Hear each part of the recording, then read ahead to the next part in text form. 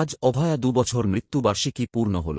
রাজ্য সরকার নির্দেশ দিয়েছেন সমস্ত সরকারি হাসপাতালে ও স্বাস্থ্যকেন্দ্রে 2 মিনিট নীরবতা পালনের জন্য। সেই জন্য আজ নৈহাটি হাসপাতালে নীরবতা পালন করলেন।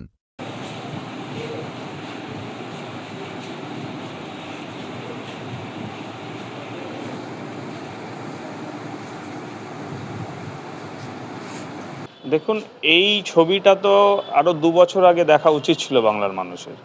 সেটা দেখতে দেখতে 2 বছর লাগলো, কারণ আগের যে সরকার সর্বপ্রথম অভয়ার পরিবারের পাশে এবং অভয়াদের পাশে দাঁড়ানো উচিত ছিল যে সরকারে, তারা না দাঁড়িয়ে তারা পুরোপুরি তাদের বিরুদ্ধে গেছিল, যাতে সেই তদন্তটাকে আটকে দেওয়া যায়। মানুষকে ভুল তথ্য দিয়েছিল এবং সঙ্গে সঙ্গে যখন সাধারণ মানুষ এর বিরুদ্ধে রাস্তায় নেমেছিল, সেই আন্দোলনকে রুখে দেওয়ারও বিভিন্ন প্রয়াস করেছে। আমরা দেখেছি বিগত দিনে সুপ্রিম কোর্টেও গেছিল এই সরকার, সরকারি পয়সা খরচা করে, তাতেও কোনো লাভ হয়নি। নতুন সরকার হয়েছে, মাননীয় মুখ্যমন্ত্রী পরিষ্কার বিধানসভায় দাঁড়িয়ে বলেছেন যে এই ঘটনায় যারা যুক্ত তারা যেই হোক কেউ ছাড় পাবে না, আর কেউ আইনে থেকে বাঁচতে পারবে না।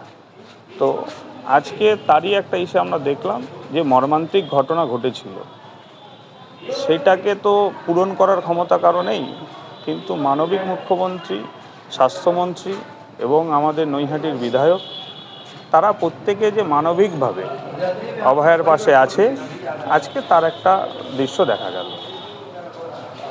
রাতে মহিলারা, ডাক্তাররা হাসপাতালের মধ্যে এখন কতটা নিরাপদ?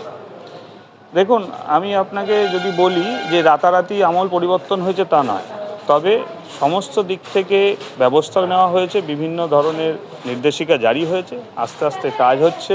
আর বিশেষ করে নৈহাটি হসপিটাল, তার সুরক্ষার জন্যে আমাদের মাননীয় বিধায়ক সৌমিত্র চট্টোপাধ্যায়, উনি এখানে যাতে পুলিশের একটা আউটপোস্ট থাকে তার জন্য চেষ্টা করছেন।